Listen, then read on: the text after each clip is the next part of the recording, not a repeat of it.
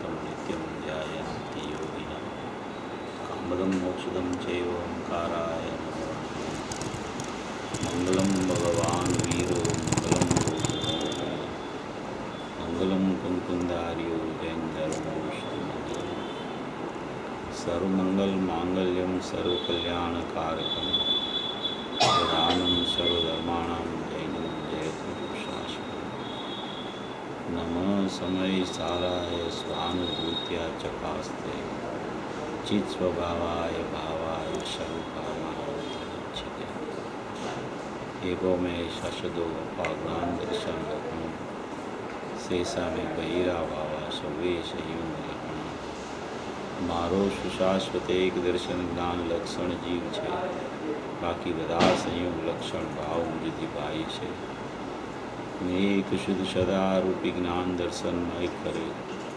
कहने ते मारू जरी परमाणु मात्र नहीं है जे जान तो अनंत ने गुण द्रव्य ने पर्याय पड़े ते जीव जाने आत्म ने तसु मोह पामे दय करे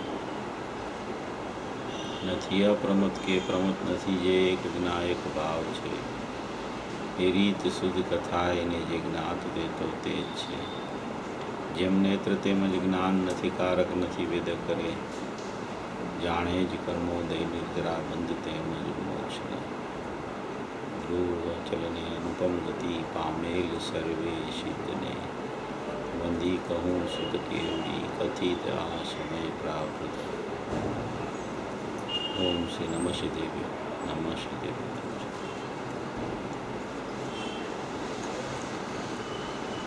પૂજ્ય ગુરુદેવ શ્રીના પ્રવચનોમાં મંદિરમાં જે અત્યારે પ્રવચનો ચાલે છે એમાં શક્તિના 47 શક્તિના પ્રવચનોની પૂર્ણાહુતિ બાદ પ્રવચન નવનીત ભાગ 3માંથી અલિંગ ગ્રહણના બોલ ઉપરનો સ્વાધ્યાય ચાલે છે. પ્રવચનસાર શાસ્ત્ર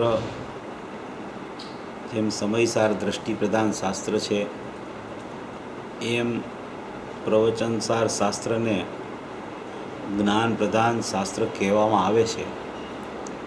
પણ જ્ઞાન પ્રધાન શાસ્ત્ર એટલે કે જ્ઞાનને પ્રધાન કરીને એટલે કે અનંતી શક્તિઓ છે એમાંથી જ્ઞાન એક પ્રધાનતાવાળું છે એવી પ્રધાનતાપૂર્વક જ્ઞાનનું વર્ણન જે આવે એને જ્ઞાન પ્રધાન શૈલી કહેવામાં આવે છે. જ્ઞાન પ્રધાનનો અર્થ એવો નથી કે ક્ષયોપશમ વધારવા માટેની કોઈ આમાં ચર્ચા આવતી હોય કે બધા પદાર્થોનું માત્ર જ્ઞાન થયા કરે એવી ચર્ચા આવતી હોય. જ્ઞાન પ્રધાનનો અર્થ એવો નથી થતો. જ્ઞાન પ્રધાન એટલે કે જ્ઞાનની પ્રધાનતા, જ્ઞાનની મુખ્યતા, જ્ઞાનની એક જ જ્ઞાન જે વસ્તુ માત્ર છે એવા જ્ઞાનની પ્રધાનતાથી જે વિવરણ વિવેચન આવે એને જ્ઞાન પ્રધાન કહેવામાં આવે છે. એટલે કોઈ એવું નથી કે ભાઈ દ્રષ્ટિ પ્રધાન હોય એ પ્રયોજનભૂત હોય અને જ્ઞાન પ્રધાન હોય એ અપ્રયોજનભૂત હોય, એવું નથી. દ્રષ્ટિ પ્રધાન તો પ્રયોજનભૂત જ છે, પણ જ્ઞાન પ્રધાન પણ એ દ્રષ્ટિ પોષક જ્ઞાન હોય છે. દ્રષ્ટિને પોષણ આપતું જ્ઞાન છે એને જ્ઞાન પ્રધાન કહેવામાં આવે છે. એ જ્ઞાન પ્રધાનતા પણ દ્રષ્ટિ પોષક હોય છે. એ દ્રષ્ટિને પોષણ આપે એવું જ્ઞાન હોય છે, એને જ્ઞાન પ્રધાન શાસ્ત્ર કહેવામાં આવે છે. ઘણીવાર એમ થાય કે હવે એમ કે પ્રવચનસારમાં તો જ્ઞાન પ્રધાન વાત હોય, એમાં તો એમ કે દ્રવ્ય ગુણ પર્યાયનું જ્ઞાન કરાવવા માટેની ચર્ચા આવતી હોય, તો એમ કે એના કરતાં આપણે દ્રષ્ટિના વિષયનું જ પ્રયોજન છે આપણું તો એમ કે આપણે સમયસાર જ વાંચવું ને સાંભળવું. એમ કે પ્રવચનસાર તો જ્ઞાન પ્રધાન ગ્રંથ છે. ભાઈ જ્ઞાન પ્રધાન ગ્રંથ છે એનો અર્થ એમ છે કે સમયે સમયે જીવની એક સમયની જ્ઞાન ગુણની એક પર્યાયમાં જે કાંઈ જાણવું વર્તે છે, અનંત ગુણોમાં શું થાય છે, બાહ્યમાં શું વર્તી રહ્યું છે, આત્મામાં કેવું કેવું છે, એવું જે પોતાની એક સમયની જ્ઞાનની સ્વપર પ્રકાશક પર્યાયમાં જે વર્તી રહ્યું છે એનો ખરેખર એને સમજણ કરાવવા માટેની વાત આમાં આવતી હોય છે. અને એ સમજણ આગળ વધીને એ જ દ્રષ્ટિને પોષણ આપે છે સમજણ. એટલે આ જ્ઞાનની પ્રધાનતાવાળું શાસ્ત્ર છે એ દ્રષ્ટિપોષક છે એમ વિચાર કરી અને આપણે આ શાસ્ત્ર પર નજર કરવી તો શું થશે કે ત્યાંથી આપણને દ્રષ્ટિ મળવા મળશે. જ્ઞાનમાંથી દ્રષ્ટિ મળે છે. સીધી દ્રષ્ટિ તો કોઈ પાત્ર જીવ હોય ને એ દ્રષ્ટિનો વિષય દ્રષ્ટિમાં સીધો પકડી શકે છે, પણ અધિકાંશ જીવોની પરિણતિ જ એવી હોય છે કે એ જ્ઞાનની સમજણ કરતાં એને દ્રષ્ટિનો વિષય પકડાઈ જાય છે. એટલે અહીંયા જે અત્યારે અલિંગ્રહણના 20 બોલની જે ચર્ચા પૂજ્ય ગુરુદેવશ્રીએ ઉપાડી છે એ અલિંગ્રહણના બોલ ઉપર આપણે થોડું અત્યારે ચર્ચા કરવી છે. 13મી ગાથા આપણી પૂરી થઈ ગઈ છે, એના પછીના પણ આપણે કળશ લેવાનો વિચાર છે. પણ અત્યારે આ જે વાત પ્રયોજનભૂત ખૂબ સારી ચાલે છે, તો જ્યારે એ વાત ચાલતી હોય ત્યારે એની આપણે ચર્ચા કરીએ તો એમાં વધારે લાભનું કારણ થઈ શકે. એટલે આ જે અલિંગ્રહણના 20 બોલ જે છે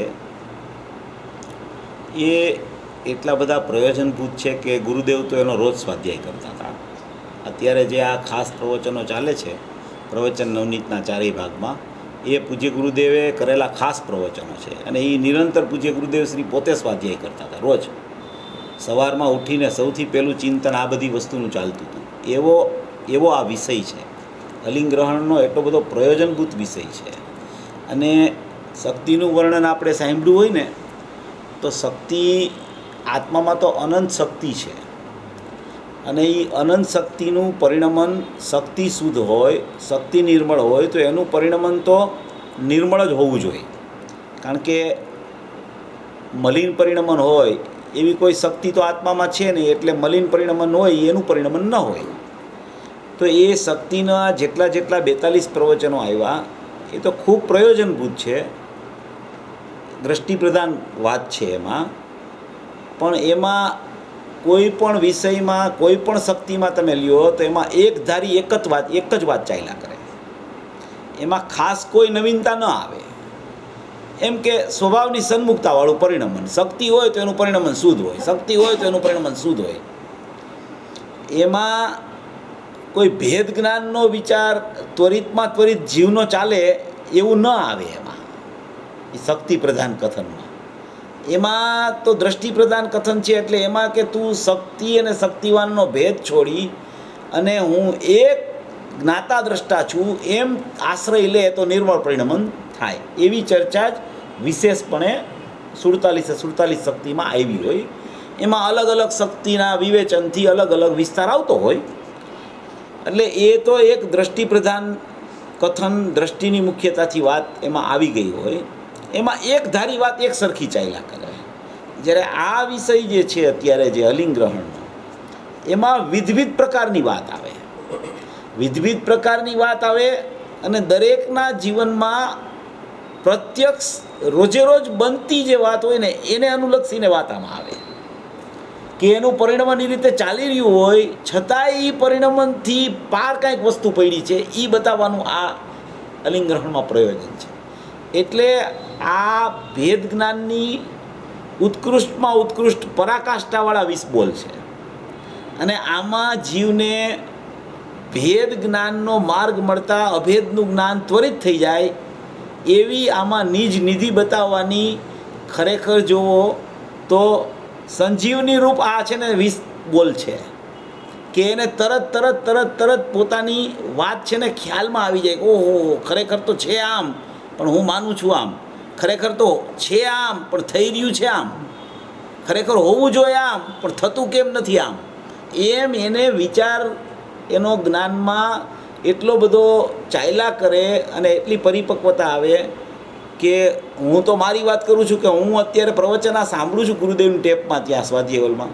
તો મને તો ખ્યાલ જ નથી આવતો 1 કલાક ક્યારે પૂરી થઈ જાય છે. જ્યારે કોઈ બીજા પ્રવચનો હોય તો જરાક આપણને વચ્ચે વિક્ષેપે આવે. આમાં તો 1 કલાક ક્યાં ચાલી જાય છે ને ખબર નથી પડતી. એટલું બધું જ્ઞાન છે ને પ્રવૃત્તિશીલ થઈ જાય આ વિષયમાં. જ્ઞાનને એવો નવો વિષય મળ્યા કરે. વિષય તો એક જ છે, દ્રષ્ટિનો વિષય દ્રવ્ય. પણ એ દ્રષ્ટિનો વિષય દ્રવ્ય છે એને પકડવા માટે, એની સન્મુખ થવા માટે, એમાં લીન થવા માટે, એનું શ્રદ્ધાન જ્ઞાન અને ધ્યાન કરવા માટે જે એની પૂર્વ ભૂમિકામાં જ્ઞાનમાં જે એની ચોખવટ, એની છણાવટ, એની વિધવિધતા જે આવવી જોઈએ અને એ જ્ઞાનમાં જે એને એ પકડાવા માંડે, એને ખ્યાલ આવવા માંડે કે હવે તો જ્ઞાન અહીંયા ઊભું છે, હવે જ્ઞાને અહીંથી અહીં આગળ વધવાનું છે, હવે આગળ જતું જ્ઞાન ક્યાં આગળ જશે, હવે ક્યાં પહોંચશે, એમ કરતાં એનું જ્ઞાન છે ને આગળ વધવા માંડે. એવી આમાં પ્રયોજનભૂત વાત છે ને કંડારેલી છે. એટલે આ બોલ અત્યંત પ્રયોજનભૂત છે. વારંવાર આનો સ્વાધ્યાય કરવા જેવો છે. કારણ કે આમાં પોતાને જે પરિણમન ચાલે છે ને એની જ ચર્ચા આવે છે. પોતાનું જે પરિણમન સમયે ચાલી રહ્યું છે ને એની જ ચર્ચા આમાં આચાર્ય ભગવાને કરી છે. આચાર્ય ભગવાન શ્રોતાના એકદમ હૃદયમાં જઈ અને જોઈ લીધું કે શ્રોતાને આવું પરિણમન ચાલે છે અને એ પરિણમન ચાલે છે ત્યાંથી વ્યાવૃત કેવી રીતે થાય. વ્યાવૃત થઈ અને પોતાની વાસ્તવિકતા છે, પોતાનું યથાર્થ સ્વરૂપ છે, પોતાનો જ્ઞાન ધ્યાનમય માર્ગ અંદરમાં જે સ્વરૂપે પડેલો છે એવો જે માર્ગ છે એને કેવી રીતે પકડાઈ જાય, એનું ચિંતન મંથન એને કેવી રીતે ચાલે, એ ચાલતા એને પ્રયોગ કેવી રીતે ચાલે, પ્રયોગ ચાલતા એ પ્રયોગ અસ્ત થઈ અને વસ્તુ કેવી રીતે પકડાઈ જાય, એવી આમાં અદ્ભુત અલૌકિક ચર્ચા ભરેલી છે. એવી અદ્ભુત ચર્ચા છે કે એક પ્રવચન ચાલે પછી બીજું પ્રવચન આવે, નવીનતા આવે એમાં કંઈક, ત્રીજા પ્રવચનમાં પાછી બીજી નવીનતા આવે, પાછી ચોથા પ્રવચનમાં નવીનતા આવે, એવા બધા પ્રવચનો નવીનતાવાળા. એટલે આ વિષય બહુ અગત્યનો અપૂર્વ વિષય છે. એમાં 9 બોલ સુધી પૂજ્ય ગુરુદેવ શ્રીના પ્રવચનમાં અત્યારે સ્વાધ્યાય ચાલ્યો છે. આ 9 બોલમાં પહેલા 5 બોલ છે એ નાસ્તિના છે, 6ઠો બોલ છે એ અસ્થિનો છે અને 7 થી 11 બોલ છે એ ઉપયોગના છે. આવી રીતે એનું પૃથક્કરણ છે. પહેલા 5 બોલમાં નાસ્તિ બતાવી અને અસ્થિ સિદ્ધ કરી છે. 6ઠા બોલમાં સીધી અસ્થિ બતાવી છે અને 7 થી 11માં બોલમાં ઉપયોગથી ઉપયોગવાનને કેવી રીતે પકડવો, ઉપયોગવાનને કેવી રીતે છોડતો નથી, ઉપયોગનું ગ્રહણ કે હરણ કોઈ કરી શકતું નથી, ઉપયોગ ક્યાંય બહારથી આવતો નથી, એ બધી ચર્ચા 7 થી 11 બોલમાં ઉપયોગની ચર્ચા આવે છે. એટલે આ જે નાસ્તિના બોલ, 6ઠો અસ્થિનો બોલ અને એના પછીના 5 ઉપયોગના બોલ એ એકદમ પ્રયોજનભૂત. બીજા બધા પ્રયોજનભૂત જ છે, પછી 17, 18, 19, 20 આવશે એ તો એનાથી વધારે પ્રયોજનભૂત. એટલે એટલો બધો અપૂર્વ વિષય છે આમાં કે આ શૈલીથી એને પકડાવા માંડે કે 5 નાસ્તિના બોલ છે, 6ઠો અસ્થિનો બોલ છે. નાસ્તિમાં અમારામાં નથી, આનાથી હું જાણતો નથી, આનાથી હું જણાતો નથી, અનુમાનનો વિષય નથી, બીજાના અનુમાનથી પકડાતો નથી, ઇન્દ્રિય પ્રત્યક્ષનો વિષય નથી, એ બધી વાત નાસ્તિમાં આવે. પછી 6ઠી સ્વરૂપ પ્રત્યક્ષની વાત આવે કે પોતે જ્ઞાતા જ છે, સ્વરૂપ પ્રત્યક્ષ છે. પછી 7મો, 8મો, 9મો, એમાં 7મામાં એમ કે ઉપયોગને કોઈ જ્ઞેય પદાર્થનું અવલંબન નથી, 8મામાં એમ કે ઉપયોગ ક્યાંય બહારથી આવતો નથી, 9મામાં એમ કે ઉપયોગ પ્રગટ થયા પછી એનું કોઈ હરણ કરી શકતું નથી. એમ 9 બોલ સુધી ચાલ્યું. હવે એ 9 બોલ હું એક વાંચીને જરા એનું આપણે સ્પષ્ટીકરણ આપણે વિચારીએ, આપણે બધા સાથે મળીને કે આમાં કેવા શું માગે છે ગુરુદેવ. આપણે ઘણું સાંભળ્યું હોય, ઘણી ખબર હોવા છતાં કંઈક નવું આવ્યા કરે. આપણે ઘણો વિષય આપણા જ્ઞાનમાં બધા અભ્યાસી છે ને, આપણે તો બધા અભ્યાસી છે. કોઈ કાંઈ આમાં કોઈ ગુરુદેવને ન સાંભળતા હોય એવા જીવો તો અહીંયા આપણી આવતા નથી. કોઈ ખૂબ ચિંતન કરતા હોય, મંથન કરતા હોય, મનન કરતા હોય અને બધાની રુચિ એ રીતે કેળવાયેલી હોય કે જલ્દી આત્માની પ્રાપ્તિ મારા જ્ઞાન શ્રદ્ધાનમાં કેવી રીતે થઈ જાય. બધાની ભાવના એવી જ હોય અને એ ભાવના ફળીભૂત થવા માટે જ આ પ્રયોજનભૂત છે. આ વસ્તુ બહુ પ્રયોજનભૂત છે. એટલી બધી પ્રયોજનભૂત છે કે પરની તો કોઈ ચર્ચા છે નહીં, કર્મની ચર્ચા આમાં ક્યાંય આવતી નથી, રાગની ચર્ચા આમાં ક્યાંય આવતી નથી. આ બોલમાં પરની નથી ચર્ચા, કર્મની ચર્ચા નથી, રાગની ચર્ચા નથી. આ બોલોમાં એકલી જ્ઞાનની ચર્ચા છે. અને એ જ્ઞાનમાં કેવી રીતે જ્ઞાનમાં ઇન્દ્રિય જ્ઞાન થઈ જાય છે, કેવી રીતે જ્ઞાનમાં અતિન્દ્રિય જ્ઞાન પ્રગટ થઈ જાય છે, અને એ સમયે જ્યાં ઇન્દ્રિય જ્ઞાન નથી, જ્યાં અતિન્દ્રિય જ્ઞાન નથી, ત્યાં ઉપયોગ કેવો કામ કરે છે, અને સ્વરૂપ પ્રત્યક્ષ જ્ઞાતા સ્વભાવ એનો કેવો છે. અને એ 5 નાસ્તિના બોલ બતાવ્યા, એમાં એ 5 નાસ્તિ કેવી રીતે અંદરમાં ઉપયોગમાં અને ઉપયોગવાનમાં સમાયેલી છે. આવી એકલી 20 બોલની પ્રયોગશાળા. હા, એકલી જ્ઞાનની જ ચર્ચા છે આમાં. તમે સાંભળજો, બધા સાંભળતા હોય છતાંય ફરીથી વિચાર કરવો કે કોઈ તમને આમાં પરની ચર્ચા નહીં આવે, આમાં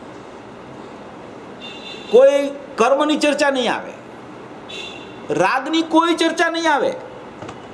નહીતર ગુરુદેવની તો 45 વર્ષની આપણે શૈલી વિચારીએ તો રાગથી જુદો આત્મા, એ એનું મેઇન સૂત્ર ગુરુદેવનું. ક્યાંય પણ વાત ચાલતી હોય તો પુનપાપના ભાવ આશ્રવથી જુદો આત્મા છે, એનું લક્ષ કર, એનું ધ્યાન કર, એનું શ્રદ્ધાન કર. તારી વૃત્તિ પુનપાપના ભાવ, દયાદાન, વ્રત ભક્તિ આદિના ભાવમાં રુચિ તારી કેળવાયેલી છે, ત્યાંથી તારી રુચિને હટાવો અને એ રુચિવાન જે આખો શાશ્વત માર્ગ પડેલો છે ત્યાં તારી રુચિને લઈ જાય. એની શૈલી છે ગુરુદેવની. પણ આમાં કંઈક જુદું કહેવા માગે છે. આમાં જ્ઞાનની જ વાત આવશે. જ્ઞાનમાં ને જ્ઞાનમાં ભેદ જ્ઞાન કેવી રીતે થાય, જ્ઞાનમાં ને જ્ઞાનમાં જ્ઞાયક કેવી રીતે પકડાઈ જાય, અને જ્ઞાનમાં ને જ્ઞાનમાં જ્ઞાયક પકડાયેલો કેવી રીતે છે.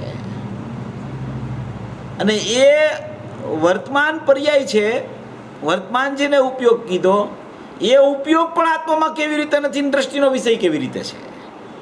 એવી બધી ચર્ચા આ 1 થી 20 બોલમાં જેટલી આવી એના સિવાયની પણ બીજી ચર્ચા આવશે. એવી આ અદ્ભુતથી અદ્ભુત વાત છે. એકલી જ્ઞાનની જ વાત આવ્યા કરશે. જ્ઞાનને સિદ્ધ કરવા માટે બીજી બહારની વાત આવે, પણ એ સિદ્ધ કોને કરવું છે? જ્ઞાનને સિદ્ધ કરવા માટે ચર્ચા આવશે, જે આવશે એ. બીજી કોઈ ચર્ચા આમાં અલિંગ્રહણના બોલમાં છે જ નહીં. એટલી બધી અદ્ભુત ને અપૂર્વ વાત છે.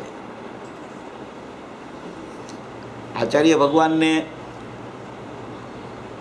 ભગવાનની એવી એક શૈલી ને પદ્ધતિ હોય છે કે એ જ્યારે જ્ઞાન પ્રધાન શાસ્ત્રોનું વર્ણન કરતા હોય ને ત્યારે જીવની જેટલી અવસ્થામાં જે વર્તતું હોય ને એ બધું લખતા જાય, કોઈ વાત બાકી ન રાખે. જેટલી એના પોતાના સ્વસંવેદનના ઉપયોગમાં અંદર પકડાણી હોય અને વિકલ્પાત્મક અવસ્થામાં આવી અને એ વાતોની રચના આચાર્ય ભગવાન કરતા હોય.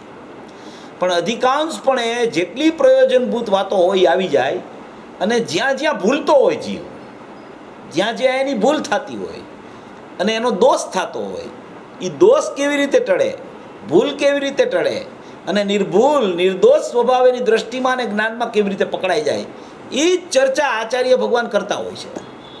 અને એનું સ્પષ્ટીકરણ પૂજ્ય ગુરુદેવશ્રીએ એવું અલૌકિક કર્યું છે કે આ અલિંગ્રહણના બોલનું સ્પષ્ટીકરણ છે ને, નહીતર આ રીતે થઈ ન શકે આ ગુરુદેવજનો મળ્યા હોય ને તો. કારણ કે આમાં એવા વિષયો છે કે આ તો આ પુરુષની જ તાકાત કે આ ખોલી શકે.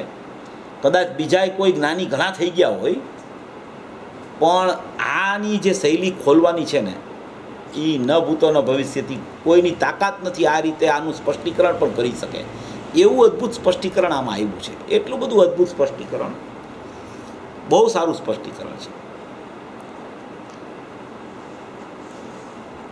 એમાં પહેલો બોલ છે, ગ્રાહક જ્ઞાયક એવા જેને લિંગો વડે એટલે કે ઇન્દ્રિયો વડે ગ્રહણ જાણવું થતું નથી તે અલિંગ ગ્રહણ છે. આ રીતે આત્મા અતિન્દ્રિય જ્ઞાનમય છે એવા અર્થની પ્રાપ્તિ થાય છે. જ્ઞાયક એવા જેને લિંગો વડે એટલે કે ઇન્દ્રિયો વડે.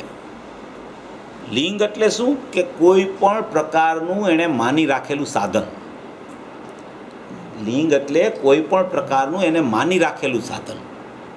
જેમ કે ઇન્દ્રિય છે તો એને એક સાધન માની રાખ્યું છે જીવે, કે ભાઈ આ ઇન્દ્રિય ન હોય તો હું આ જાણી કેવી રીતે શકું, આ પરપદાર્થનું જાણવું મને કેવી રીતે થાય?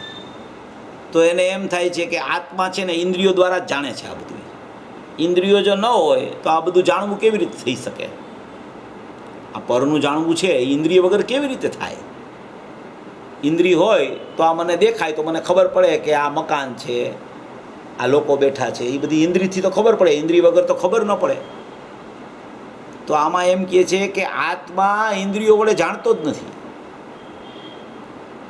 ગુરુદેવને ઓલા કોઈ મહારાજ સાહેબ સાથે ચર્ચા થઈ તો એણે એમ કીધું કે આપણે ચર્ચા કરીએ. ગુરુદેવને કહે તો ગુરુદેવ કહે કે અમે તો ચર્ચા કોઈ સાથે કરતા નથી. તો એણે એમ કીધું કે તમારું તો બહુ મોટું નામ છે ગુરુદેવ કાનજી સ્વામીનું, તમે તો મારી સાથે ચર્ચા કરો તો સારું, તમે સિંહ હશો તો હું તો સિંહનું બચ્ચું છું. તો ગુરુદેવ કહે કે અમે તો સિંહય નથી અને મનુષ્યય નથી કહે. હવે આ ગુરુદેવની દ્રષ્ટિ કેવી છે? એણે એમ કીધું કે અમે તો સિંહય નથી અને અમે તો મનુષ્યય નથી, અમે તો આત્મા છીએ કહે. એની ભાષામાં એવો ભાવ આવી જાય કે જો એ વાત આવે ત્યારે પકડાય ને જીવને તો જીવની આત્મલક્ષી દ્રષ્ટિ થઈ જાય. નહીતર બીજો એમ કે અમે સિંહ નથી, અમે મનુષ્ય છીએ. પણ આ પુરુષની કોઈ શૈલી જુદા પ્રકારની છે. એ કે અમે સિંહય નથી ને અમે તો મનુષ્યય નથી કે. એને એની દ્રષ્ટિ જ દ્રવ્ય ઉપર પડી છે જે જ્ઞાનીની, એ વિચલિત થતી જ નથી ક્યારેય દ્રષ્ટિ. એ દ્રષ્ટિનો દોર જે સંધાણો એ બંધાણો એ ક્યારેય છૂટતો જ નથી દ્રષ્ટિનો દોર. એવી દ્રષ્ટિ છે ને રમવા માંડે છે દ્રવ્યમાં. તો એણે ગુરુદેવને કીધું કે આપણે ચર્ચા કરીએ. તો ગુરુદેવ કે અમે કોઈ સાથે ચર્ચા કરતા નથી. પછી એમણે એક વાત કરી કે ભાઈ સાંભળેલું હોય બધાએ કે ભાઈ આ ચશ્મા ન હોય તો આ ચશ્મા વગર આ દેખી શકાય? ગુરુદેવે કીધું કે આપણી ચર્ચા થઈ ગઈ. એ આ પહેલો બોલ છે કે ઇન્દ્રિય દ્વારા આત્મા જાણી શકતો નથી પરને. પરને આત્મા જાણે છે તો એમ કે કંઈક અવલંબન તો જોઈને એની પાસે કંઈક, તો કે ઇન્દ્રિય દ્વારા જાણે છે. તો કે કોઈ અવલંબન વાળું જ્ઞાન આત્મા પાસે છે જ નહીં. એની પાસે જ્ઞાન નિરાવલંબી જ્ઞાન છે, અતિન્દ્રિય જ્ઞાન છે, સ્વરૂપલક્ષી જ્ઞાન છે, નિર્મળ જ્ઞાન છે, શાશ્વત જ્ઞાન છે, ઉપયોગવાળું જ્ઞાન છે. એવું જ્ઞાનને અમે આત્મજ્ઞાન કહીએ છીએ. પરનું લક્ષ કરીએ ને પર સન્મુખ થાય. પર એટલે ઇન્દ્રિય, ઇન્દ્રિયના લક્ષપૂર્વક પર સન્મુખ થાય, 5 ઇન્દ્રિયના લક્ષપૂર્વક બહાર જાણવા જાય. એવા જ્ઞાનને અમે જ્ઞાન કે આત્મા કહેતા જ નથી. એટલે આત્મા કદી ઇન્દ્રિયોના અવલંબન પૂર્વક પરને જાણી શકતો જ નથી. તો એમ પ્રશ્ન થાય કે પરનું જાણવું તો કેવી રીતે થાય? ઇન્દ્રિયો ન હોય. અને આપણે તો એવું સાંભળ્યું છે કે જ્ઞાન તો પરને જાણતું નથી, આત્મા પરને જાણતો નથી. ઇન્દ્રિય જ્ઞાન પરને જાણે છે અને અતિન્દ્રિય જ્ઞાન સ્વને જાણે છે. એવો વિષય છે. તો આપણે એમ કહીએ કે આત્મા ઇન્દ્રિય દ્વારા પરને જાણતો નથી, કે ઇન્દ્રિયનું લક્ષ કરીને પણ પરને જાણવું થતું નથી, તો આત્મામાં જાણવું થાય છે કેવી રીતે? એમ પ્રશ્ન થાય ને આપણને. આ પહેલો બોલ ચાલે છે, ઇન્દ્રિય દ્વારા આત્મા પરને જાણતો નથી. તો એમ જવાબ આવે કે ઇન્દ્રિય દ્વારા નથી જાણતો આત્મા, તો ઇન્દ્રિય જ્ઞાન દ્વારા જાણે છે. ઇન્દ્રિય જ્ઞાન જુદું છે અને અતિન્દ્રિય જ્ઞાન જુદું છે. અતિન્દ્રિય જ્ઞાન દ્વારા આત્માને જાણે છે અને ઇન્દ્રિય જ્ઞાન દ્વારા પરને જાણે છે. એમ પણ વાત આવે, જ્ઞાનીઓ પણ કહે. હવે કહેવાનું તાત્પર્ય એ છે કે જાણવું જ્ઞાનનો સ્વભાવ છે. જેટલી અવલંબનવાળી વસ્તુ જે આવે છે એ બધી ઉપાધિમાં જાય છે, એ બધી નિમિત્ત સાપેક્ષ છે. આમાં એમ કહે છે કે પરના નિમિત્ત સાપેક્ષ વાળું જ્ઞાન જ આત્મા પાસે છે નહીં. અહીંયા તો ત્યાં સુધી કીધું કે જે જ્ઞાનની પર્યાય જે છે વર્તમાનમાં, કે જેને જ્ઞાનની પર્યાય કહેવાય, એ જ્ઞાનની પર્યાયમાં કોઈ પણ મન વચન કાયની કે ઇન્દ્રિયોની પર સાપેક્ષતાવાળી જ્ઞાનની પર્યાય થાય, એ જ્ઞાનની પર્યાય થઈ હોય પોતાથી, કેવાય પર સાપેક્ષતાવાળી થઈ છે પોતાથી, એ જ્ઞાનની પર્યાયમાં આત્મા નથી જણાતો એમ કીધું. આમાં સમજવા જેવી વાત છે. બહુ આમ એકદમ આપણે એમ સાંભળ્યું હોય બધું, પણ આમાં થોડી જુદી વાત છે. એમાં એ વિષય આવ્યો છે, જો હું બતાવું. મને એક ભાઈ પૂછતા હતા કાલે, મને કે આમાં કંઈક ખોટું છપાઈ ગયું. મેં કીધું ના, ખોટું નથી છપાણું, આ બરાબર જ છે. તો કે એ તો કેવી રીતે? આ મેં કીધું એમ જ છે. એમ જો આમાં લખ્યું છે 39માં પાના ઉપર નીચે છે કે વિતરાગ પરમેશ્વર પૂર્ણ વિતરાગતાને પ્રાપ્ત થયા, એ પરમેશ્વરની વાણી આવી. એમાં એમ કહેવામાં આવ્યું કે પ્રભુ, તને તારું ભાન તારા સ્વભાવ દ્વારા થાય છે, તને અમારા દ્વારા ભાન ન થાય એમ કહે છે. એ તો તીર્થંકર ને વિતરાગના સંતો કહે, અમારી ભક્તિ દ્વારા પણ તારું જ્ઞાન તને થાય એમ નથી. એ વાત વસ્તુના સ્વરૂપમાં જ નથી. ઇન્દ્રિયના નિમિત્તે, મનના નિમિત્તે શાસ્ત્રના જ્ઞાન કર્યા. ઇન્દ્રિયના નિમિત્તે જ્ઞાન, મનના નિમિત્તે, શાસ્ત્રના નિમિત્તે શાસ્ત્રનું જ્ઞાન કર્યું. જ્ઞાનની વાત ચાલે છે. નિમિત્ત ઇન્દ્રિયનું, મનનું અને શાસ્ત્રનું. એનું નિમિત્તપણું લઈને જ્ઞાન શાસ્ત્રનું થયું, ઇન્દ્રિયનું થયું, મનનું થયું. એવું નિમિત્તપણું લઈને શાસ્ત્રના જ્ઞાન કર્યા. જોકે જ્ઞાનની પર્યાય પોતાથી થઈ છે. જ્ઞાનની પર્યાય તો પોતાથી થઈ છે, મનથી નથી થઈ, ઇન્દ્રિયથી નથી થઈ, શાસ્ત્રથી નથી થઈ. જ્ઞાનની પર્યાય તો સ્વયં સત પોતાથી થઈ છે. પણ તે જ્ઞાનની પર્યાયથી આત્મા જણાય એમ નથી.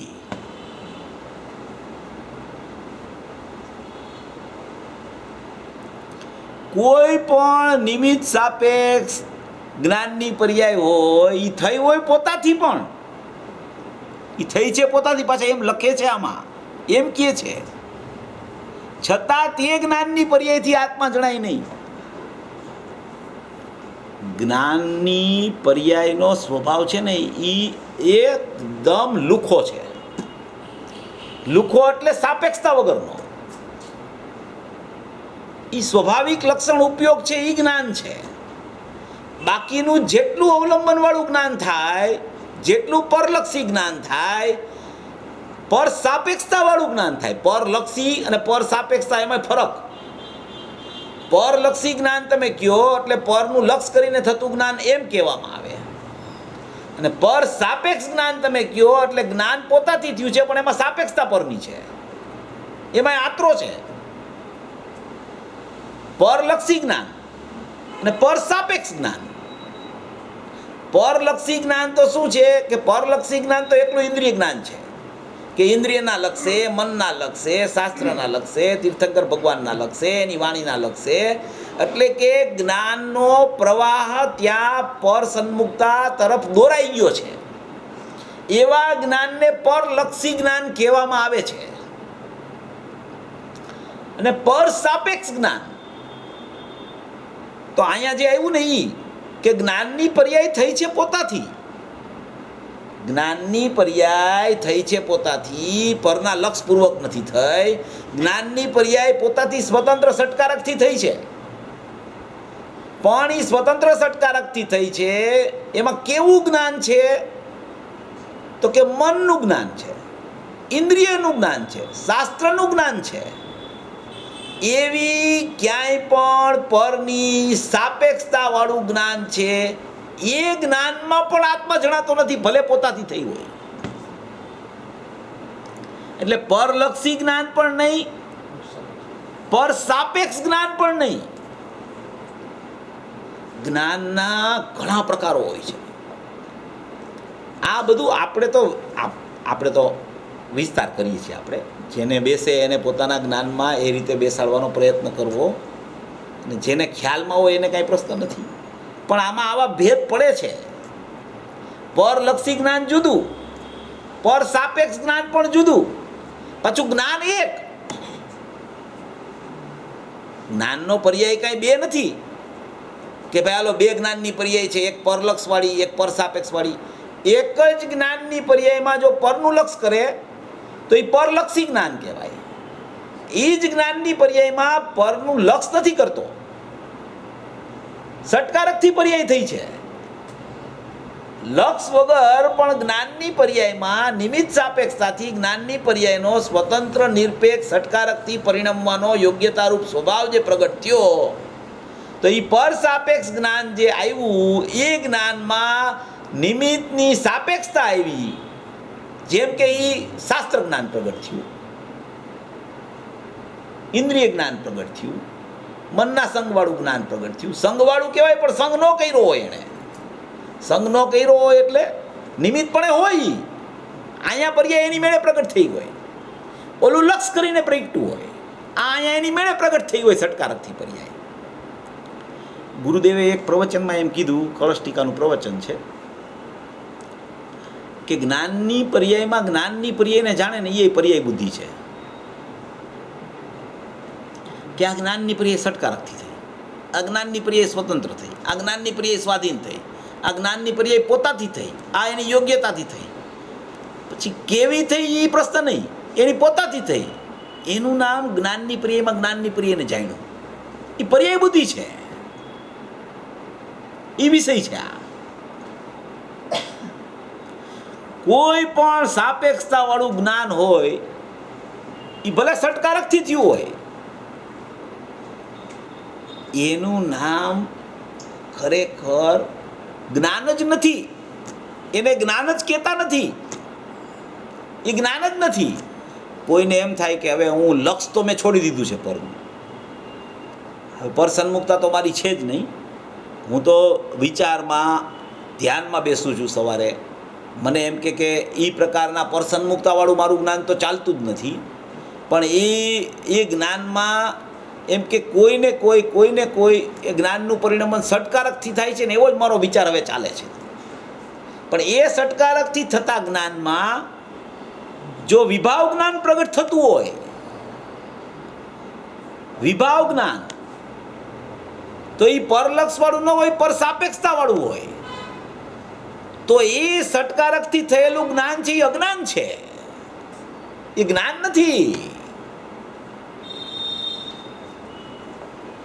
એવી આમાં ચર્ચા છે. એવી આ અલિંગ્રહણના બોલમાં ગુરુદેવ એટલી બધી વાત કરી ગયા છે કે આને જ્યારે આપણે પોતે આપણા જ્ઞાનમાં અંદરમાં ખોલીએ ને, ત્યારે આપણને ખબર પડે કે આપણી ક્યાંક ભૂલ તો થાય છે. ભૂલ ન થતી હોય તો સમ્યક જ્ઞાન હોય, ક્યાંક ને ક્યાંક અને ભૂલ હંમેશા છે ને જ્ઞાનમાં જ થાય છે. જ્ઞાનના જાણવાના સ્વભાવમાં જ છે ને ભૂલ ચાલતી હોય છે. એ ભૂલને કારણે છે ને શ્રદ્ધા ઉપર આરોપ આવે છે. સ્વતંત્ર ગુણ, શ્રદ્ધામાં મિથ્યાત્વ થાય એ જ્ઞાનને કારણે નથી થતો, પણ એવું નિમિત્તપણું તો છે. નિમિત્તપણું એવું નથી એમ નથી, એવું છે. સર્વગુણ અસહાય છે. આજે આવ્યું એક ગુણને બીજા ગુણ સાથે કાંઈ લેવા દેવા છે જ નહીં. બધા ગુણ પોતપોતાથી છે, કારણ કે બધા ગુણોના લક્ષણ જુદા છે, બધા ગુણોની સ્વાધીનતા જુદી છે. એક ગુણ બીજા ગુણને આધારે હોય તો બે ગુણના નામ જ ન પડે, તો બે ગુણ જ ન કહેવાય, તો એક મેં જ થઈ ગયા. બે ગુણ તો છે, બે ગુણ સ્વતંત્ર છે, બે ગુણનું પરિણમન સ્વતંત્ર છે. જ્ઞાન અજ્ઞાન રૂપે સ્વતંત્ર પરિણમે છે, શ્રદ્ધા મિથ્યાત્વ રૂપે સ્વતંત્ર પરિણમે છે. જ્ઞાન સમ્યક જ્ઞાન રૂપે સ્વતંત્ર પરિણમે છે અને શ્રદ્ધા સમ્યક દર્શન રૂપે સ્વતંત્ર પરિણમે છે. પણ જે સમયે જ્ઞાનમાં અજ્ઞાનત્વ થાય અને શ્રદ્ધામાં મિથ્યાત્વ થાય, તો એ સમયે એટલો નિમિત્ત નૈમિત્તિક સંબંધ લાગુ પડે છે કે જ્ઞાનમાં કાંઈક એની ભૂલ રહી જાય છે, કચાશ રહી જાય છે.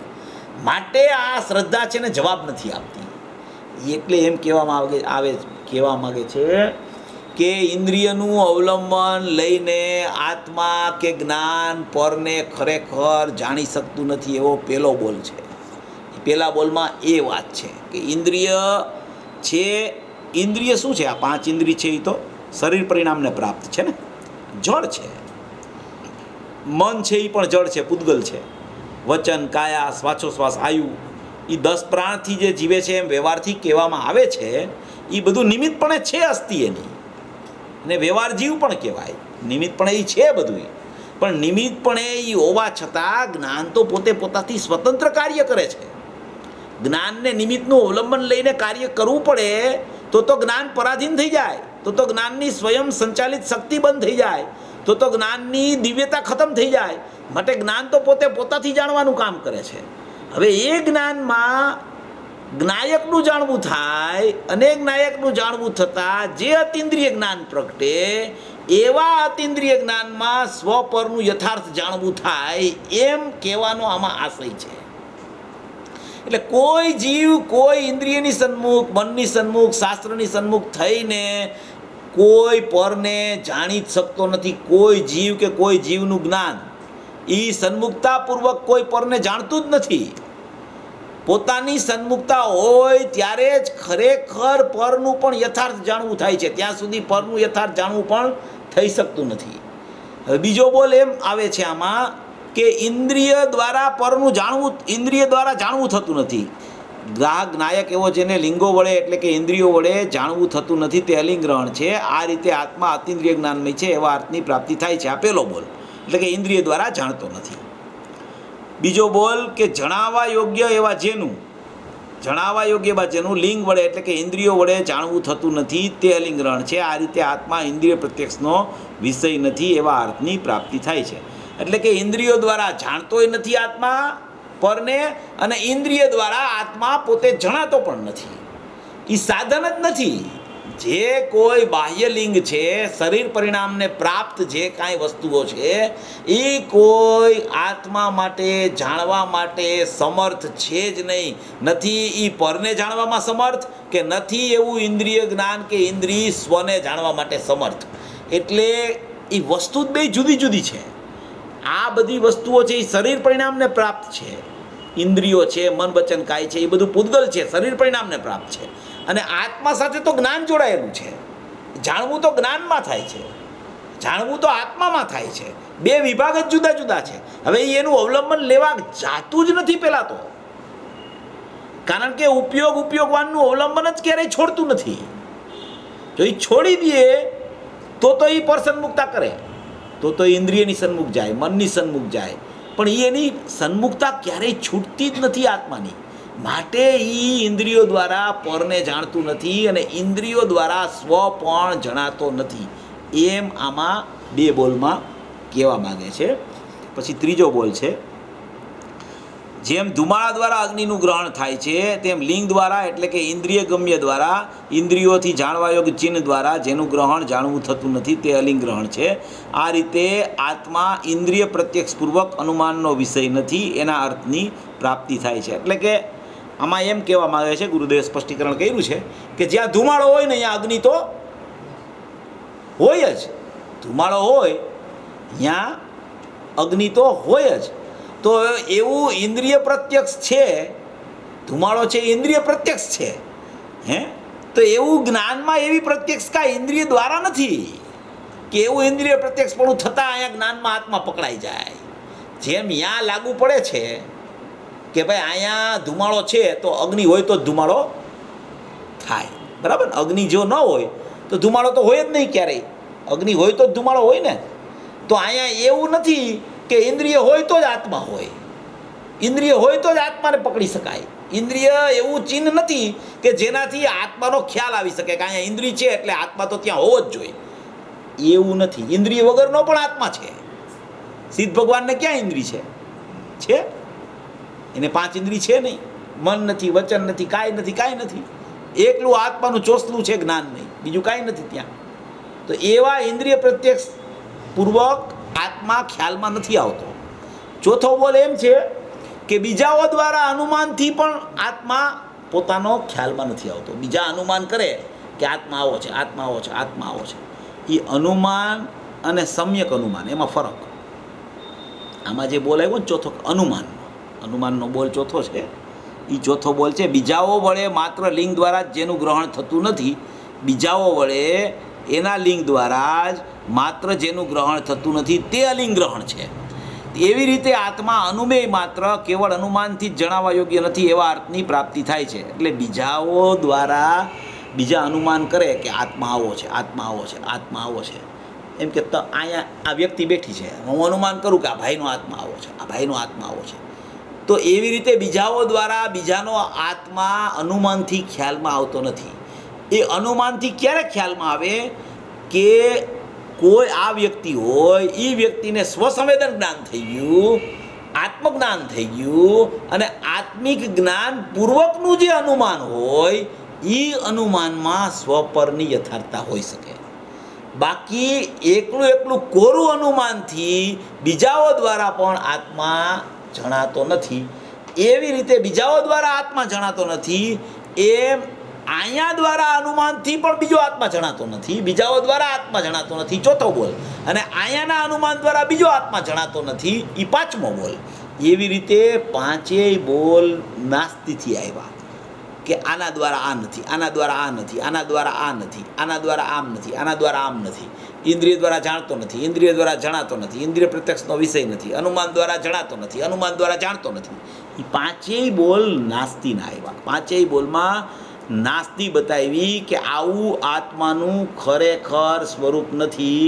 કોઈ પણ બાહ્ય લિંગો દ્વારા અલિંગ, એટલે કે જેને કોઈ પ્રકારનું બાહ્ય લિંગ નથી, એનું નામ અલિંગ ગ્રહણ એટલે કે આત્મા. એવા અલિંગ ગ્રહણનું કોઈ બાહ્ય લિંગો દ્વારા ગ્રહણ થઈ શકતું નથી. કારણ કે બાહ્ય લિંગો એનામાં છે જ નહીં. એની પાસે લિંગ હોય તો એક જ્ઞાનનો ઉપયોગ છે, એ જ એનું વાસ્તવિક લિંગ છે, એટલે કે સાધન. એ જ એનું સાધન છે. એ સાધન દ્વારા જ ખરેખર આત્મા છે ને ખ્યાલમાં આવે છે. એના સિવાય કોઈ લિંગ જ નથી એની પાસે કે જેના દ્વારા એ અલિંગ ગ્રહણ એટલે આત્મા પકડી શકાય. એવા પાંચ બોલ નાસ્તિથી કીધા. પછી છઠ્ઠો બોલ એ પ્રત્યક્ષ જ્ઞાતાનો છે, એ અસ્થિનો બોલ છે કે આત્મા કેવો છે. તો કે છઠ્ઠા બોલમાં કહે છે, પાંચમા બોલમાં, ચોથા બોલમાં એમ કીધું કે બીજાઓ વડે માત્ર લિંગ દ્વારા જ જેનું ગ્રહણ થતું નથી તે અલિંગ ગ્રહણ છે. એવી રીતે આત્મા અનુમેય માત્ર કેવળ અનુમાનથી જ જણાવવા યોગ્ય નથી એવા અર્થની પ્રાપ્તિ થાય છે. પાંચમો બોલ છે જેને લિંગથી જ પરનું ગ્રહણ થતું નથી તે અલિંગ ગ્રહણ છે. આ રીતે આત્મા અનુમાતા માત્ર કેવળ અનુમાન કરનારો જ નથી એવા અર્થની પ્રાપ્તિ થાય છે. હવે છઠ્ઠો બોલ છે કે લિંગ દ્વારા નહીં, કોઈ બાહ્ય લિંગ દ્વારા નહીં, પણ સ્વભાવ વડે જેનું ગ્રહણ થાય છે તે અલિંગ ગ્રહણ છે. આ રીતે આત્મા પ્રત્યક્ષ જ્ઞાતા છે એવા અર્થની પ્રાપ્તિ થાય છે. સ્વભાવ વડે જ આત્માનું ગ્રહણ થાય છે. સ્વભાવ વડે સ્વભાવનું ગ્રહણ એટલે કે સ્વભાવ પાસે એવો એક ગુણમય ઉપયોગ, ચેતનામય ઉપયોગ રહેલો છે. એવા સ્વભાવ દ્વારા જ ખરેખર આત્મા ખ્યાલમાં આવે છે. એટલે કે એ પ્રત્યક્ષ પોતે જ્ઞાતા છે. ત્યાં ઉપયોગનો ભેદ પાડીને ચર્ચા છઠ્ઠા બોલમાં કાંઈ નથી. એ પ્રત્યક્ષ જ્ઞાતા છે આત્મા. સ્વભાવ દ્વારા ખ્યાલમાં આવે એટલે જ્ઞાયક તો જ્ઞાયક જ છે, ધ્રુવ તો ધ્રુવ જ છે, અખંડ તો અખંડ જ છે, ત્રિકાળ ઉપયોગ છે એમાં ત્રિકાળ જ્ઞાયક ભાવ રહેલો જ છે. એવો સ્વભાવ દ્વારા ખ્યાલમાં આવે એનું નામ પ્રત્યક્ષ પોતે જ્ઞાતા છે એમ છઠ્ઠા બોલમાં કીધું. હવે સાતમો, આઠમો ને નવમો એ વાસ્તવિક આપણી જે સ્થિતિ છે ને એનું વર્ણન કરતા બોલ છે. ઉપયોગના બોલ એટલે કે આ બધા બોલમાં તો જ્ઞાનીની ચર્ચા આવી છે. બધી ચર્ચામાં જ્ઞાનીનું વર્ણન છે, પણ છતાં પણ જ્ઞાની થવાવાળો હોય, જેને જ્ઞાની થવું હોય એને પણ આવી જ રીતે છે ને આત્મા હોય છે. એને ખ્યાલમાં આવી જાય તો એ જ્ઞાની થઈ જાય, અને ઓલા જ્ઞાનીને ખ્યાલમાં આવી ગયું છે માટે એ જ્ઞાનીથી ચર્ચા ઉપાડી છે. અને આ અજ્ઞાનીને હજી ખ્યાલમાં નથી આવ્યું પણ એ ખ્યાલમાં લઈ લે તો એ જ્ઞાની થઈ જાય છે. જ્ઞાનીને અજ્ઞાનીમાં ચોથા ગુણસ્થાને ફરક કેટલો છે? વિપરીત માન્યતા છૂટે એટલો છે. એનાથી વિશેષ કાંઈ છે નહીં ચોથા ગુણસ્થાનમાં. ઓલાની અજ્ઞાનીની મિથ્યા દર્શન એટલે વિપરીત માન્યતા છે. વિપરીત માન્યતા એટલે શું? કે જેવો સ્વભાવ છે એવો નથી માનતો, એનું નામ વિપરીત માન્યતા છે. બહારની કોઈ ચર્ચા છે જ નહીં કાંઈ. આટલું શાસ્ત્ર જ્ઞાન નથી એને, આટલું જાણવું ઓછું છે એને, આટલો એના જ્ઞાનનો વિકાસ ઓછો થયો છે. જ્ઞાનીને તો વિકાસનો અંશ છે એ અંદર પ્રગટ થઈને ખુલી ગયો છે, અજ્ઞાનીને ખુલ્લો છે પણ હજી પ્રગટતા રૂપ અનુભવમાં નથી આવ્યો.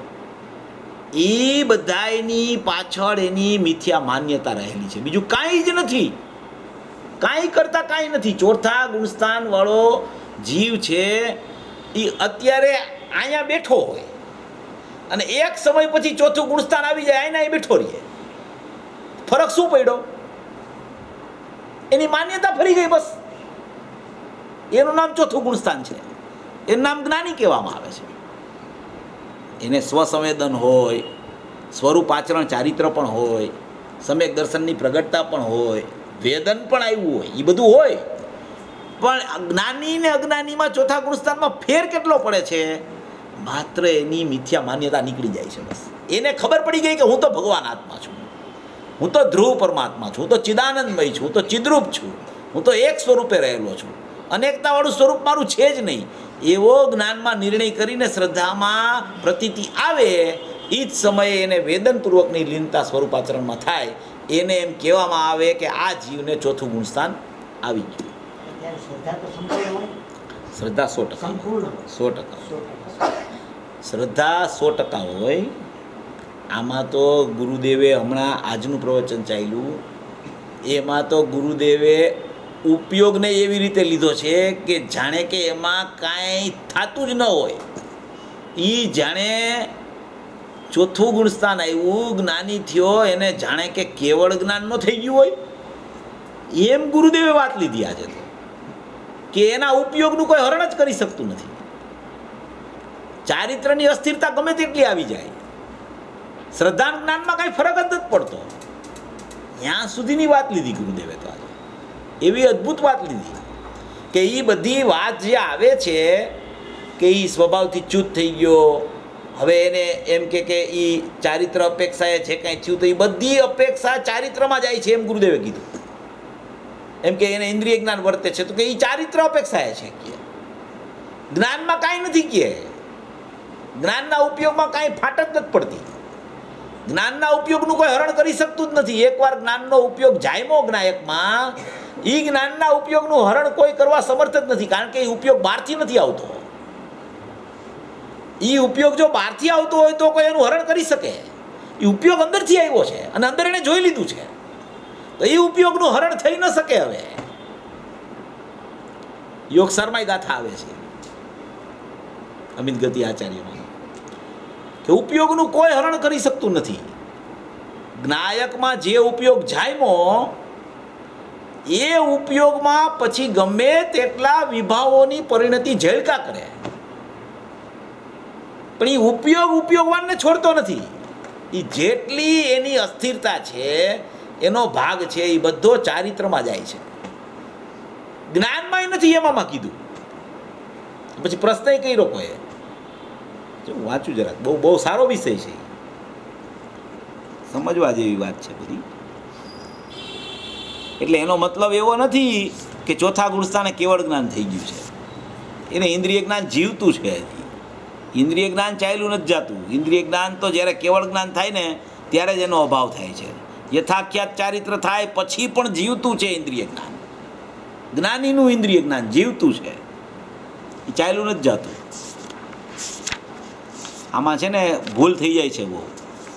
ઘણીવાર ઘણા પંડિતો એવું પ્રતિપાદન કરતા હોય છે કે ભાઈ ચોથે ગુણસ્થાને જ્ઞાન પૂરું થઈ ગયું, બસ પછી હવે કાંઈ છે જ નહીં. એમ નથી. એને જ્ઞાનમાંય છે ને વિભાવ છે, નથી એવું નથી. આ તો ઉત્કૃષ્ટતાની વાત કરી છે, અપ્રતિહત ભાવ લીધો. ગુરુદેવે એમ કીધું આમાં કે આ તો અપ્રતિહત ભાવની વાત છે.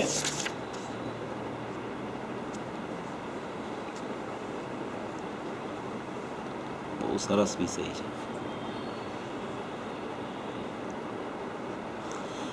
અમારે કહે છે પાના નંબર 65 ઉપર છે, કહે છે કે તે અલિંગરણ છે. આ રીતે આત્માનું જ્ઞાન હરી જઈ શકાતું નથી, એવા અર્થની પ્રાપ્તિ થાય છે.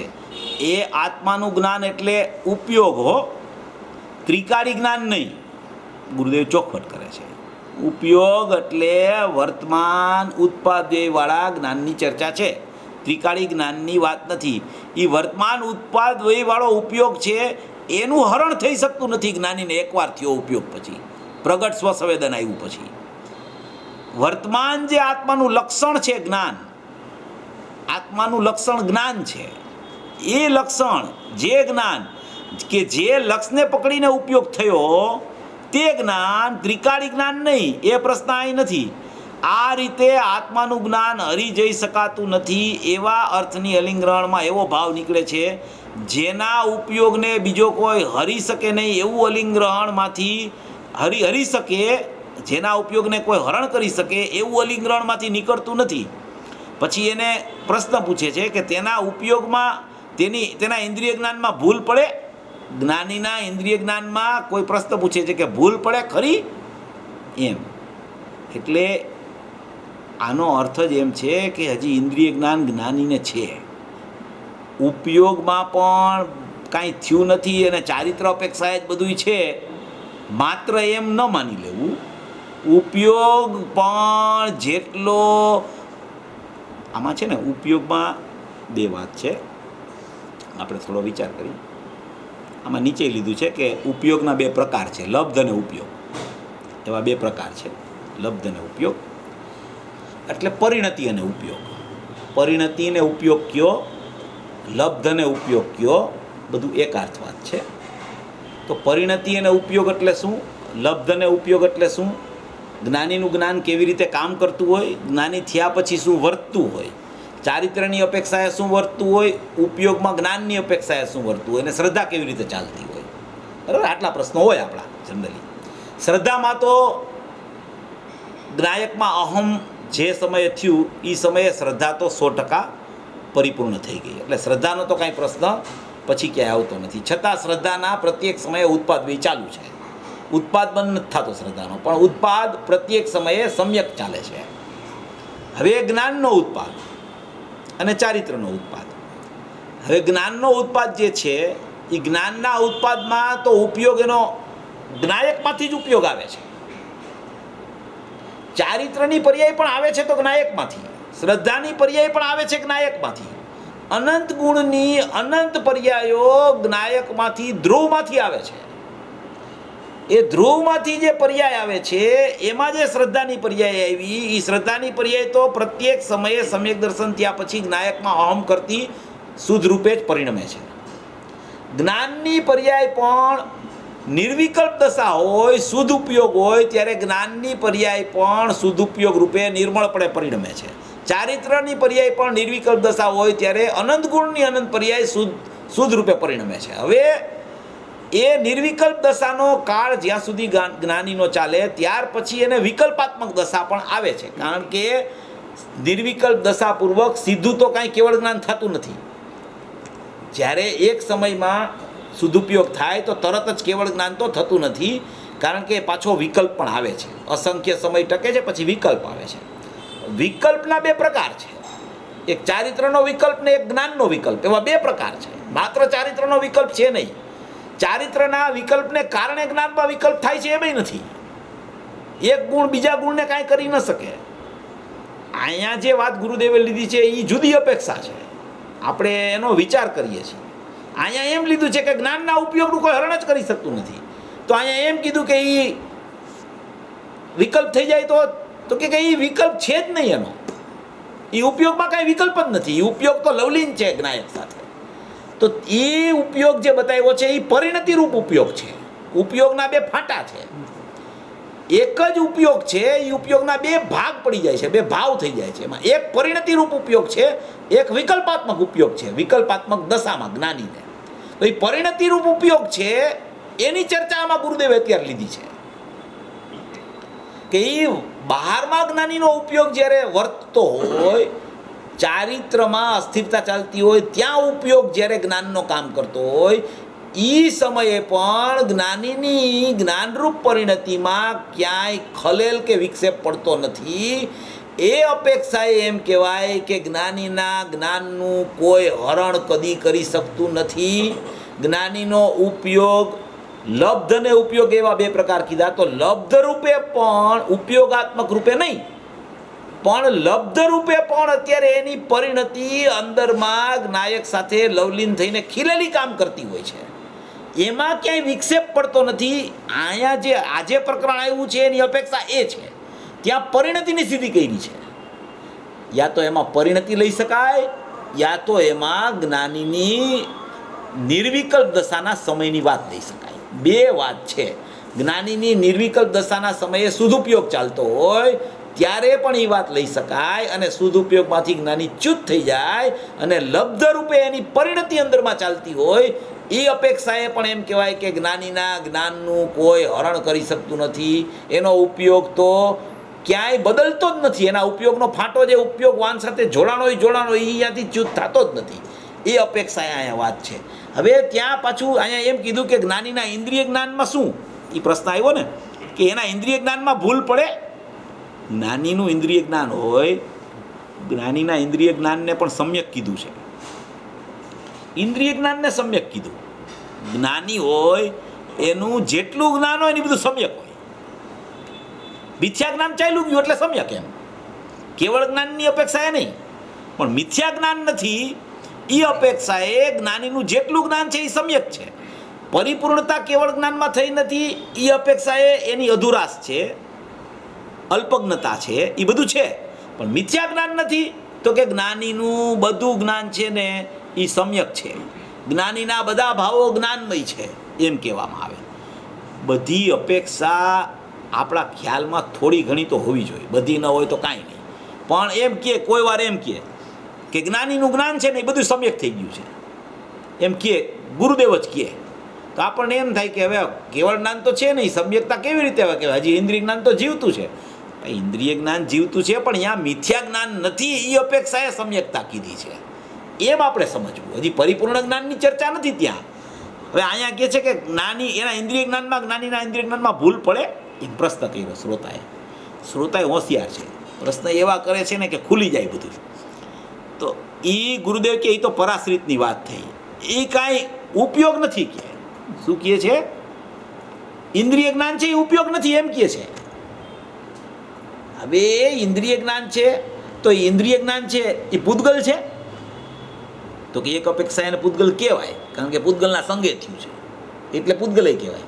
પણ ઇન્દ્રિય અને જ્ઞાન જોડ્યું એમાં, તો એ જ્ઞાનનું વિશેષ વિકલ્પાત્મક દશામાં ઇન્દ્રિયની સન્મુખતાવાળું પરિણમન જે છે એને ઇન્દ્રિય જ્ઞાન કહેવામાં આવે છે. અને અહીંયા જે ગુરુદેવે એમ કીધું કે એ કાંઈ ઉપયોગ નથી કે ઇન્દ્રિય જ્ઞાની, તો એ પરિણતિની વાત છે કે જ્ઞાનીની પરિણતિ તો અંદર ચાલ્યા કરે છે, એમાં ઇન્દ્રિય જ્ઞાન નથી. એટલે કે એ ઉપયોગ જે છે પરિણતિને ઉપયોગ કહેવાય, કારણ કે ઉપયોગનો જ એક અંશ છે એટલે એને ઉપયોગ કહી દઈએ જ્ઞાની. તો એ ઉપયોગ છે એમાં ક્યાંય ઇન્દ્રિય જ્ઞાન નથી. સ્વનો ઉપયોગ જરી હણાય નહીં. ગુરુદેવ શું કે સ્વનો ઉપયોગ જે થયો હોય એ જરી કે હણાય નહીં. તે તો ઇન્દ્રિય જ્ઞાન છે એ તો પરાશ્રયની વાત છે. કેવી વાત છે? એ પરાશ્રયની વાત છે. પરાશ્રિતમાં તો કોઈ પદાર્થના જ્ઞાનની ભૂલ પણ પડે. કોની વાત ચાલે છે? જ્ઞાનીના ઇન્દ્રિય જ્ઞાનની ચર્ચા ચાલે છે. અજ્ઞાનીને તો ઇન્દ્રિય જ્ઞાન કે અતિન્દ્રિય જ્ઞાન એવું કાંઈ છે જ નહીં, એને તો મિથ્યા જ્ઞાન જ છે. એને તો ઇન્દ્રિય જ્ઞાન એવો ભેદ જ ક્યાં પડે છે? જેને અતિન્દ્રિય જ્ઞાન હોય ને એને ઇન્દ્રિય જ્ઞાન શબ્દ લાગુ પડે, બાકી જેને અતિન્દ્રિય જ્ઞાન ન હોય ને એને ઇન્દ્રિય જ્ઞાન શબ્દ જ લાગુ પહેલાં તો પડે નહીં. પહેલી વાત તો એ સમજી લેવી. આપણે એમ કહી છીએ કે ઇન્દ્રિય જ્ઞાન પરને જાણે, ભાઈ ઇન્દ્રિય જ્ઞાન પરને જાણે એ અજ્ઞાનીની ચર્ચા નથી ભાઈ સાહેબ. જેને અતિન્દ્રિય જ્ઞાન પ્રગટ થયું છે એને ઇન્દ્રિય જ્ઞાનનો જન્મ થાય છે, અને એનું જ્ઞાન છે ને પરને જાણે તો એમ કહેવાય કે એ ઇન્દ્રિય જ્ઞાન પરને જાણે છે. અજ્ઞાનીને તો મિથ્યા જ્ઞાન છે, એને ખરેખર ઇન્દ્રિય જ્ઞાને ક્યાં છે? એનું તો જ્ઞાન જ બધું મિથ્યા છે, એની પાસે કાંઈ છે જ નહીં. પણ એની પાસે એક ઉપયોગ રહી ગયો છે, એ એક બહુ અગત્યની વાત છે. એ ગુરુદેવે આજ વાત કરી કે એની પાસે આનંદનો અંશ નથી, પણ એક જ્ઞાનનો પ્રગટ અંશ એની પાસે ખુલ્લો પડ્યો છે અને એનો વિકાસ ચાલુ છે. જેમ કે કોઈ જીવ હોય, હવે અન્ય મતમાં હોય, દિગંબર સિવાયના બધા અન્ય મત જ છે, એટલે એનું આપણે સ્પષ્ટીકરણ કરવાની જરૂર નથી. બધું અન્ય મતમાં જાય છે. હવે એ અન્ય મતમાં ઘણા વખતથી હોય, પછી એ ગુરુદેવને સાંભળવા આવે. તો ગુરુદેવને સાંભળવા આવે તો વર્ષ, 2 વર્ષ, 5 વર્ષ સાંભળે તો એના જ્ઞાનમાં કાંઈક પરિવર્તન તો આવે ને, કંઈક પરિવર્તન આવે ને. તો એને એમ કહેવાય કે એ જ્ઞાનનો વિકાસનો અંશ આગળ વધ્યો એમ. એ પરિવર્તન થયું ને. કોઈ માણસ 5 વર્ષ ગુરુદેવને સાંભળે, પછી સાંભળ્યા જ કરે 10 વર્ષ 15 વર્ષ થાય તો જ્ઞાનનો વિકાસનો અંશ થયો ને, તો એને જ્ઞાનનો વિકાસનો અંશ થાય કહેવાય. તો પછી એમ પ્રશ્ન આવે કે એ સાંભળવાથી કાંઈ વિકાસ થાય? ગુરુદેવ સાંભળે, તમે કહો છો ગુરુદેવ સાંભળે એટલે વિકાસનો અંશ થયો, તો કે એ ચર્ચા ત્યાં એ લાગુ નથી પડતી. અહીંયા વિષય જેને ખ્યાલમાં આવે જ્ઞાનમાં, એને જ્ઞાનનો પ્રગટ અંશ મોજૂદ છે, તો એનો વિકાસ ચાલતો જ હોય. આનંદ તો છે નહીં એની પાસે, પણ અજ્ઞાની પાસે એક એવું જ્ઞાન બચી ગયું છે કે જે જ્ઞાનથી નિર્ણય કરીને આગળ વધી શકે છે જ્ઞાયકમાં જવા માટે. એટલે અહીંયા એમ કહે છે કે પરાશ્રિતમાં તો કોઈ પદાર્થમાં જ્ઞાનની ભૂલ પણ પડે. ઇન્દ્રિય જ્ઞાનમાં જ્ઞાનીના વિકલ્પાત્મક જ્ઞાનને ઇન્દ્રિય જ્ઞાન કહેવામાં આવે છે. અજ્ઞાનીના જ્ઞાનને મિથ્યા જ્ઞાન કહેવામાં આવે છે. પરાશ્રિત જ્ઞાનમાં પણ કોઈક ભૂલ હોય કંઈક ને જણાય કંઈક. પરાશ્રિત જ્ઞાન જ્ઞાનીનું હોય ને એમાં હોય કાંઈક ને જણાય કાંઈક. એ તો મોક્ષ માર્ગ પ્રકાશકમાં આવે છે. રસ હોય દોરડી અને જણાઈ જાય સર્પ. દોરડી હોય ને એને એમ થાય કે આ તો સર્પ પડ્યો છે, એ ભૂલ થઈ જાય એવી. એ સમ્યક જ્ઞાનમાં ભૂલ ન થાય ક્યારેય. જો જ્ઞાની કહેવાય અને એના સમ્યક જ્ઞાનમાં ભૂલ હોય તો એ જ્ઞાની ન હોય. એના ઇન્દ્રિય જ્ઞાનમાં ભૂલ થાય, પણ આ ઇન્દ્રિય જ્ઞાન અને અતિન્દ્રિય જ્ઞાન એ એવા જોડિયા ભાઈ છે ને, હું તો ઘણી વાર કહું છું આ દાખલો, એ જોડિયા ભાઈ છે, એને પારખી જ કોક શકે. બે જોડિયા ભાઈ, બે સરખા જ લાગે તમને. ઇન્દ્રિય જ્ઞાનમાં જાણવું થાય, ઇન્દ્રિય જ્ઞાનમાં જાણવું તો છે કે નથી એવું નથી, અને અતિન્દ્રિય જ્ઞાનમાં જાણવું છે, તો બે જાણવું એને સરખું લાગે. બે જોડિયા ભાઈ જેવા છે. જેમ જોડિયા ભાઈ હોય ને તો એના માતા પિતા એને ઓળખે, ઘણી વાર એને ઓળખી ન શકે. એક સ્કૂલે ગયો હોય અને બીજો ન આવ્યો હોય ને તો એ આવ્યો હોય બીજો નામ બીજું કહી દે. એમ આ ઇન્દ્રિય જ્ઞાન અને અતિન્દ્રિય જ્ઞાન છે ને, બે જોડિયા ભાઈ છે. એ જલ્દી ઓળખી ન શકાય. એ ઓળખી ક્યારે શકાય? અનુભવથી જ એનું પ્રમાણ થઈ શકે. અનુભવ વગર એને કોઈ જીવ ખરેખર પારખી શકતો નથી. ભાષામાં ભલે એ બોલે કે આ તો ઇન્દ્રિય જ્ઞાન છે, આ અતિન્દ્રિય જ્ઞાન છે. ઇન્દ્રિય જ્ઞાન તો હજી થોડીક ખબર પડી જાય કે એને પોતાને ખબર હોય કે મને અતિન્દ્રિય જ્ઞાન તો પ્રગટ નથી થયું, એટલે જેટલું ચાલે છે એ પરલક્ષી જ્ઞાન છે, તો એ મિથ્યા જ્ઞાન જ છે.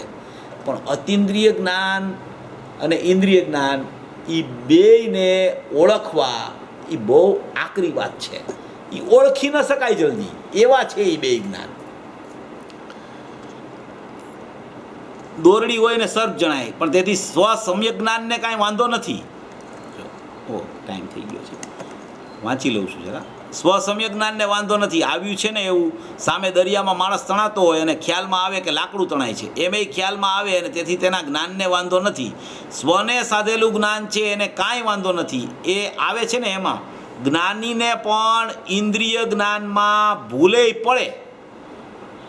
જ્ઞાનીની વાત કરે છે. જ્ઞાનીને પણ ઇન્દ્રિય જ્ઞાનમાં ભૂલ પડે, પણ એ ભૂલવાળું જ્ઞાન હોય તો પણ સમ્યક જ્ઞાન ચાલ્યું જાય છે એમ નથી. એટલે અહીંયા બે ફાંટા પાડ્યા છે, એક જ્ઞાનના, એક ઉપયોગ અને એક પરિણતિ. એટલે પરિણતિને લબ્ધમાં લીધી છે, ઉપયોગને ઉપયોગાત્મકમાં બહિર્લક્ષીમાં લીધો છે. એને કીધું છે ઇન્દ્રિય જ્ઞાન, અને ઓલી પરિણતિ છે એ અતિન્દ્રિય જ્ઞાનરૂપ છે. એમ કરીને બે ભાગલા પાડી અને ચર્ચા કરી છે. આમાં આપણી ચર્ચા હજી શરૂ જ થઈ છે, હજી આ ઘણી અધૂરી ચર્ચા છે. આ વિષય બહુ પ્રયોજનભૂત છે, આ ખૂબ સમજવા જેવો વિષય છે. આવતા રવિવારે આપણે આ જ બોલ હજી ચલાવવા છે. હમણાં આ અલિંગરણના બોલ આપણે ચલાવશું, આ ગુરુદેવનું ચાલે છે ને, તો એમાં એ વિષય જેટલો આપણાથી બની શકે એટલો આપણે ચર્ચા કરી અને આપણે સ્પષ્ટીકરણ કરવાનો પ્રયત્ન કરશું. આવી જે આ મંગલમય ગાથાઓ છે અલિંગરણની, એના 20 બોલ અપૂર્વથી અપૂર્વ છે. એવા જે અપૂર્વ બોલો છે એને સર્વ સાધર્મી મુમુક્ષુ ભાઈઓ બહેનો પોતાના જ્ઞાનમાં અવધારી અને મોક્ષ બાગ રૂપી પ્રયાણ કરે એવી